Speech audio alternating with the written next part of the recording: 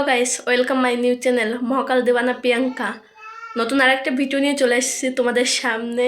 তো আমি এখন যাব মেলাতে। চলো ওখানে মেলা কেমন হয়, কী দিয়ে কী হয় সব দেখাবো একটু যে। তার আগে আমি কাটবো চুলগুলো, এই যে অনেক বড় হয়ে গেছে।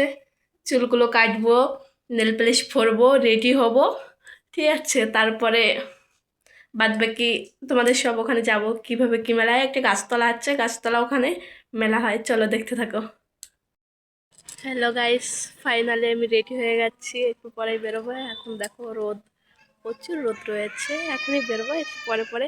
তো আমি ছাদে এসেছি, বুট নেওয়ার জন্য এসেছিলাম, কালকে ধুয়ে দিয়েছিলাম, শুকাই গেছে তো, ওর জন্যই এসেছিলাম। তো তোমরা দেখতে থাকো, ভালো লাগলে লাইক কমেন্ট শেয়ার করতেও ভুলো না।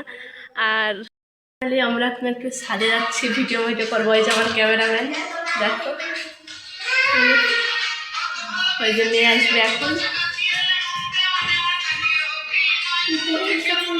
এইদিকে এরা সব রেডি হয়ে যাচ্ছে, আমি এদের সঙ্গে যাব, গুরুগড়ার সঙ্গে, কারণ ওইদিকে ওরা সাইকেলে যাবে, আমি সাইকেলে যাব না।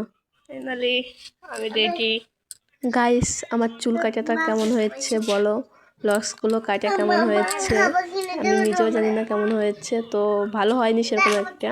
আমরা অবশেষে ঢুকে পড়লাম মেলাতে। এখানে দিনের বেলা বলতে 12টা থেকে মেলা হয় সন্ধ্যা 7টা অবধি। তো এখানে একটা এই যে গাছতলা, এখানে মানে এখানে একটা কি বলবো আমি নিজেও জানি না, যে ছোটোবেলা থেকে দেখছি এখানে পুজো হচ্ছে। তো এখানে আমার বাবাও আছে, যাকে আমি মন প্রাণ দিয়ে সব উজাড় করে দিয়েছি। আর এইদিকে এই যে বাউল হচ্ছিলো, এবার বাউল নিয়ে এসেছিলো। আগে 2 বছর আসতে পারিনি, আমি জানি না যে কি এনেছিল কি না।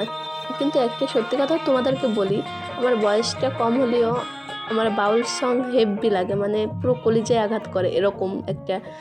মানে বয়স কম হলেও সবাই বলে যে তুই বাউল গানে এত শুনিস কেন, তবুও আমার খুব খুব ভালো লাগে, জানি না কেন। দেখো এইদিকে কি সুন্দর মেলা বসছে, সব জিনিস ছোটদের বাচ্চাদের। মানে এইদিকে এই মুখোশগুলো দেখে আমার মেয়ে বলছে নেবো, আমি তাকে দিইনি, কারণ ওই নিয়ে পরে মারামারি। এদিকে কি সুন্দর সুন্দর ফুল, বোন তো দুটো নিয়ে নিল ঘরে সাজানোর জন্য। আর এইদিকে দুটো ওই যে কি বলে ওইটাকে, মাটির ভার না কি বলে, তোমাদের ভাষায় জানি না কি বলে। তো ওইটা নিয়ে গেল, কারণ ওর টাকা সব ভাই চুরি করে নেয়। এবার এদিকে মেয়ে আইসক্রিমের জন্য পাগল হয়ে গেছে, আইসক্রিম এনে দিলাম, আইসক্রিম খেতে খেতে সব কিছু দেখছে, এখনও সেরকম কিছু বায়না করিনি। তো এইদিকে বোনরা খুব খুব আনন্দ আছে, কারণ আমার ভালো লাগছিল না অত একটাও, কারণ আমি সারাদিন না খেয়েছিলাম। তারপরে যখন গিয়েছি, যাওয়ার পরে বোনের জন্য ফুচকা খেয়েছি। এবার ফুচকা খেয়েছি যে তখনই আমার মাথার মধ্যে কেমন ঘুরছে, পেটের মধ্যে কেমন লাগছে, এর জন্য ভালো লাগছে না। তো তারপরে আমি এখানে পায়েস দিচ্ছিলো, সব পায়েস নিয়ে মাঠের মধ্যে চলে এসেছি।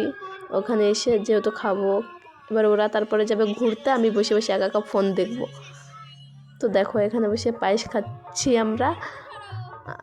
ভাই খাইনি, যেহেতু ভাইয়ের পছন্দ না। এদিকে আমার সব বান্ধবী বা বোন টোন এরা সব বলছিল সেই ব্যাপার রে, খা বেশি করে খা, ঠিক আছে, সবাই এরকম বলছিল।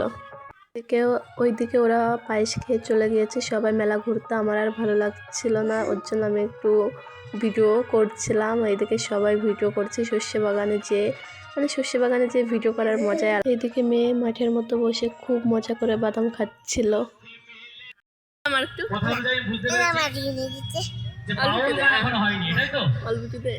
একটা হাম দে। বাড়ি চলে এসেছি প্রায় 5:30টার দিকে। আমি ভিডিও করতে পারিনি তখন আসার সময়, কারণ অটোতে প্রচুর প্রবলেম ছিল।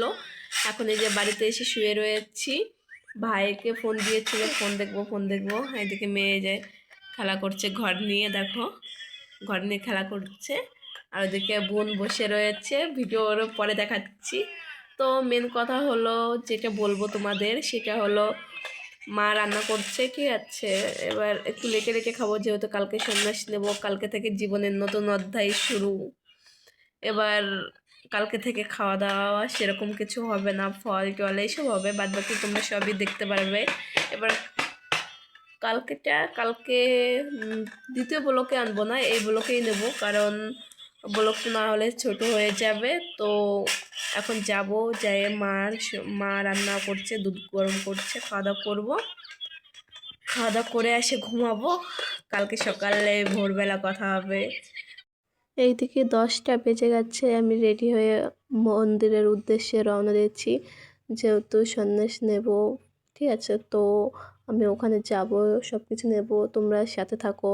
আমি কিভাবে কি সন্ন্যাস নিই, কিভাবে কি খাওয়া দাওয়া করি, সব তোমাদের এক এক ব্লকে দেখাবো। তো তোমরা সবাই লাইক কমেন্ট শেয়ার করবে অবশ্যই। এইদিকে যেতে যেতে বাবার গান একটু করছিলাম, সেই আনন্দ ছিল, আবার একটু কষ্টও লাগছিল। আমরা চলে এসেছি প্রায়, উপর দিয়ে যাচ্ছে ওরা দুজন, আমি নিচে দিয়ে যাচ্ছি। আমি মন্দিরে আসার পরে ঘরে বসে জ্যাঠার সঙ্গে কথা হচ্ছে, উপরে ঘর আছে, ঘরে বসে আমাকে A to Z সব বলে দিয়েছে, কী দেখি করতে হবে, কি করতে হবে না করতে হবে, কিভাবে চলতে হবে। ঠিক আছে, কিন্তু আমি বাবার প্রতি একটু বেশি ভক্তি, কারণ জানি না কেন, কিন্তু এটাই সত্যি। আমাকে সন্ন্যাসী দেওয়া শুরু করে দিয়েছে, এখানে অনেক মন্ত্র বলতে হয়, অনেক কিছু বলতে হয়। তো আমাকে রেডি করছিল, তারপরে শুরু করবে, যখন ওটা দিয়ে দেবে তখনই শুরু হবে, এটাই।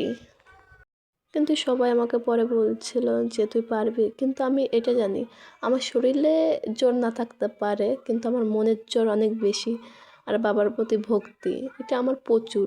কারণ এই দুটোর জন্য আমি সব পারবো, সব যতই কষ্ট হোক, যতই যা হোক, সব উজাড় করে দিয়ে দেবো। এই বাবাটা আমাকে নতুন করে বাঁচতে শিখিয়েছে, তার জন্য আমি এটুকু করতে পারবো না?